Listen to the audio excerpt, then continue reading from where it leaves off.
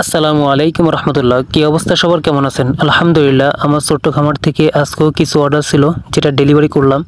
তো এটা হলো 1 সপ্তাহ বয়সের 10 পিস কোয়েল পাখির বাচ্চা, যেটা সকালে অর্ডার দিলাম। এরপর বাসায় এসে বাড়ির পাশে কিছু ডিমের অর্ডার ছিল, সেই ডিমগুলোও নিয়ে দিয়ে আসলাম বিকেলে।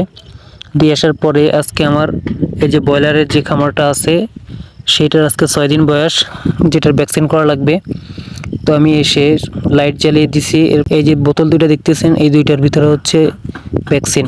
এই দুইটা প্রথমে গোলাইতে হবে। তো এই যেটা দেখতেছেন, এইটার ভিতরে একটু বেশি পরিমাণ আছে, যেটা কমাই নিয়ে এরপর আমি দুইটা গোলাইতেছি। তো গোলানো খুবই ইজি, যারা পারেন তাদের জন্য, আর যারা পারেন না তাদের জন্য তো একটু কষ্টই হয়। তো আমি যেভাবে করতেছি এইভাবে করলে আশা করি সবার জন্য সহজ হবে। তো এই ভ্যাকসিন দিতে গেলেও যারা নতুন তাদের জন্য একটু বেগ পেতে হয়, যে কিভাবে ধরে কিভাবে দিবে একা একা।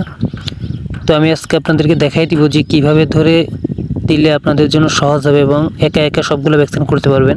তো আপনারা দেখতে পাচ্ছেন আমার যে ব্রয়লার মুরগিগুলো আছে সেগুলো এখনও আলহামদুলিল্লাহ পুরোপুরি সুস্থ সব কিছু। তো দেখা যাক শেষ পর্যন্ত কি হয়। তো আপনাদেরকে এখন দেখাইতেছি যে কিভাবে মুরগির বাচ্চা ভ্যাকসিন দিবেন।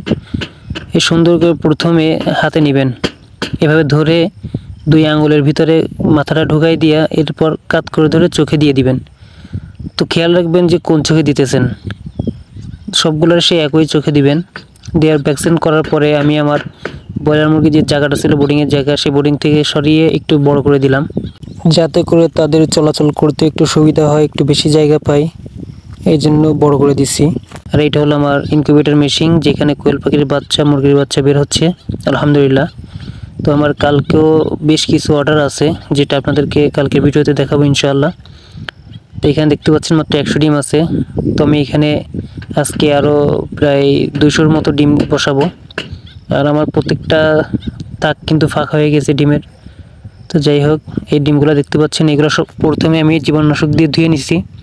এরপর সুন্দর করে ট্রেতে সাজিয়ে তারপরে ইনকিউবেটরে বসাই দিব। এই ট্রেগুলোতে আমি বসাবো, সুন্দর করে সাজিয়ে বসাই এইভাবে আমি ইনকিউবেটরে দিয়ে দিলাম। যে ডিমগুলো আজকে দিচ্ছি এগুলো তো বের হতে এখনও 16-17 দিন লাগবে। আর পাশে যেটা ছিল আমার 100 ডিম, ওইটা আগামী সপ্তাহের ভিতরেই বের হবে ইনশাআল্লাহ। তো এই কোয়েল পাখিগুলো কালকে যখন ডেলিভারি দিব, তখন কালকে আবার আপনাদেরকে ভিডিওতে দেখাবো যে আমি কতগুলো পাখি ডেলিভারি দিলাম। আর এইটা হলো আমার দেশি মুরগির খামার বলতে পারেন, যেখানে অল্প কিছু মুরগি আছে। তো এগুলো বিক্রির মতো হয়ে গেছে। তো সামনের মাসে এগুলোকে আমি বিক্রি করে দিব। তো আজকের ভিডিও এই পর্যন্ত। সবাই আমার জন্য দোয়া করবেন, আল্লাহ রাব্বুল আলামিন যেন আমার ব্যবসায় উত্তম বরকত দান করেন। দেখা হবে পরবর্তী কোনো ভিডিওতে। সকলে ভালো থাকবেন, সুস্থ থাকবেন এবং আমার জন্য দোয়া করবেন। আল্লাহ হাফেজ।